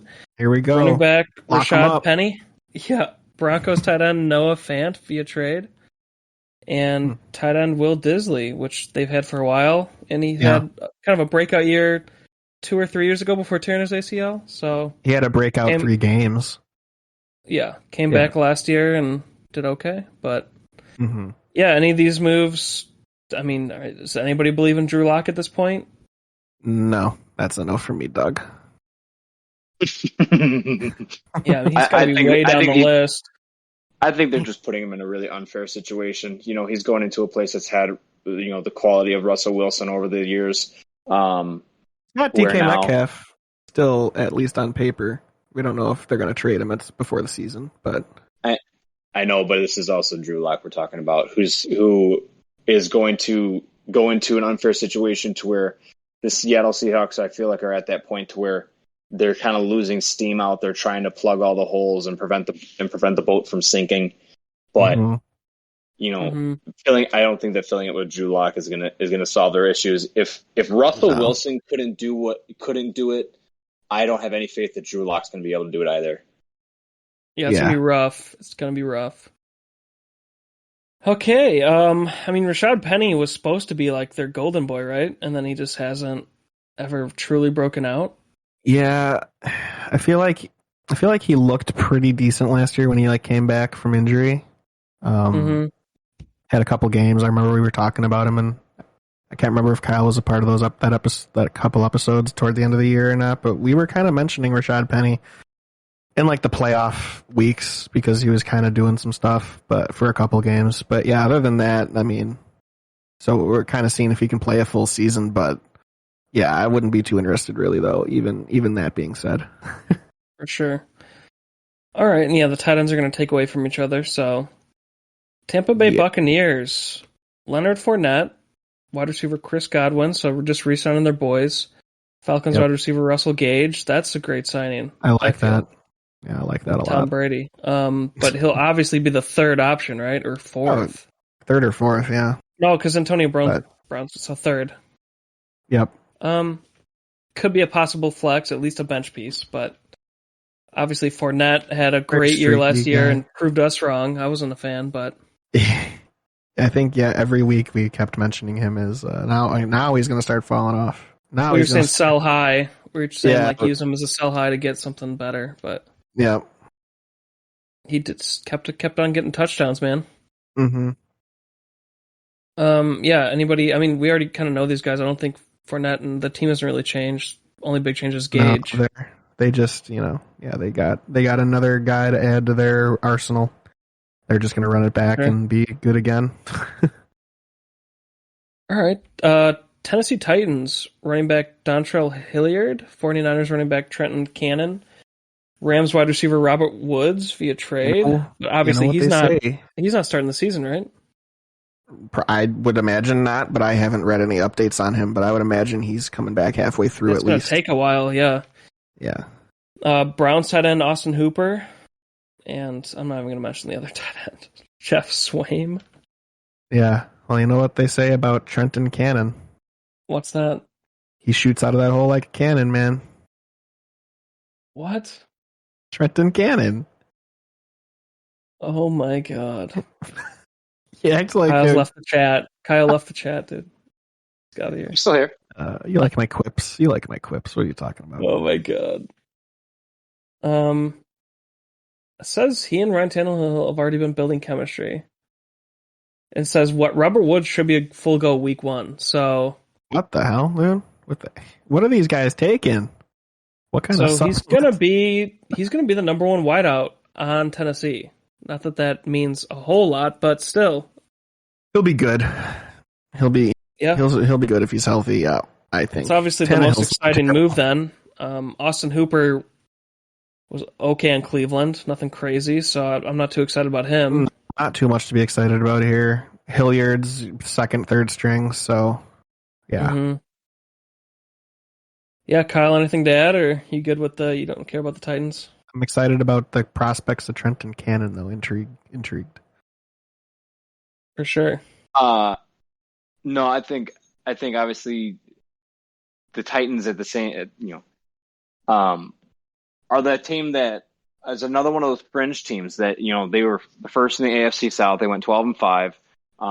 Obviously they did draft in the first round. They did draft Treylon Burks from Arkansas, who's another one of those really interesting wide receivers who should add instant effect to their offense. I think that him and Woods should be a really good 1-2 punch, coming from Tannehill. It's a matter of can Tannehill sling it in the postseason. I think that there's no doubt that they'll, I think that they're good enough and have retained enough guys to try and make it to the playoffs again. But their playoff football, they've just kind of been flat. I feel like just been flat, just haven't been able to overcome that hump. So it's all going to depend on if there's enough to kind of get them at the end of the season. So I think that any of their guys, offensive guys, would be good to pick up this year for fantasy. Obviously, just more so looking at making sure that Woods' injury report doesn't change and that he'll still be okay to go. For sure. Oh, yeah. All right, guys, we made it through. Washington Commanders. Yes. Only big move, Carson Wentz via trade. I mean, he'll obviously take over the starting gig, and he does have a really good number one option at wideout. So, yep. And I don't know. Is he going to be good, though? Before I answer on Carson Wentz, I just want to make a comment. The Washington Commanders, absolutely terrible dog crap name. They missed a golden opportunity to go with the Washington Hogs, and I'll never forgive them for not going with the Washington Hogs. Why? Oh my God! This is such an awesome football team name, the Hogs. I mean, and then just imagine they got a big burly offensive line, the Hogs. Here comes they're letting out the hog pen. Like, it would have been so perfect. I don't know why they didn't do it. Oh no! Shut the fuck up! I'm serious. The Washington Football Hogs. Come on.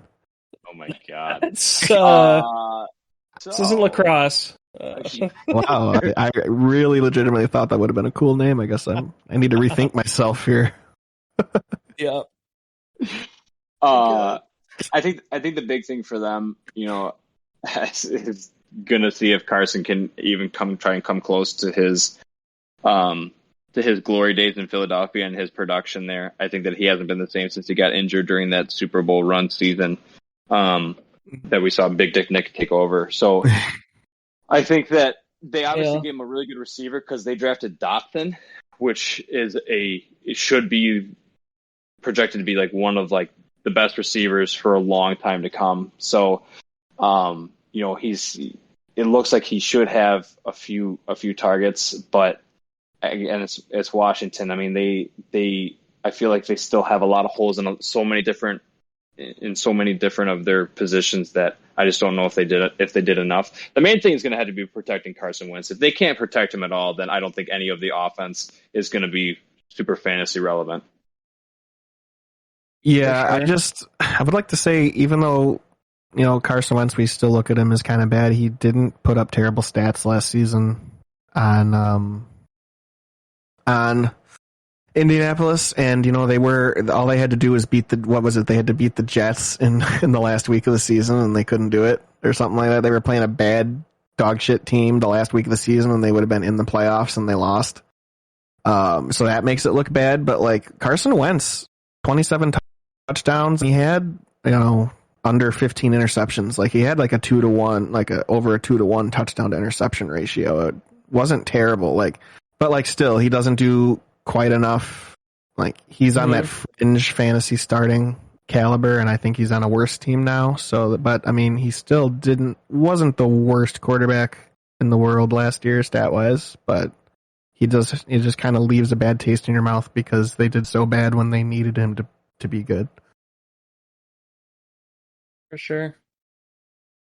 Well, that'll wrap it. I mean, running back J.D. McKissick obviously is a good second running back if Antonio Gibson ever goes down. But yeah, nothing crazy there. You just keep him on your watch list, and that'll do it, boys. We made it through. It took a little while, but we had a lot to talk about, So hope all you folks at home enjoyed listening to episodes 1, 2, and 3. Yeah, right. Oh my gosh. Yeah, well, always, Kyle. Thanks for coming on, man. Yes, thank you. Hey, thanks for having me. Always a pleasure. Of course. And we'll have you on more. You'll be hearing his golden tones more this season, like we had him on last year. Every few weeks. So getting more of that this year. Getting all three of our insights, and definitely the three of us can help you put together a winning fantasy football team. So thank you so much for listening. And as always, brought to you by manscaped.com. No, I'm just kidding. You gotta edit that out. Don't sue us. Yeah, right. Yeah, please. Yeah, okay, I will. But thank you all for listening so much. Obviously, we really, really, truly appreciate it. And you can go hit that subscribe button, hit that notification bell, get notified up to the second of when we drop new videos. And while you're doing that, also go over to our social media. We have Facebook, facebook.com/Garden of Sports Podcast. We have Instagram, instagram.com/Garden of Sports. And we have Twitter, twitter.com/GOSpod2021. Go give us a follow. Definitely won't regret it. And again, thank you all. And we'll be back here in a couple of weeks with our off-season rookie episodes breakdown and commentary/debate. Yes, sir. Sounds awesome. Can't wait. Oh, yeah. All right. See you guys. All right. Later.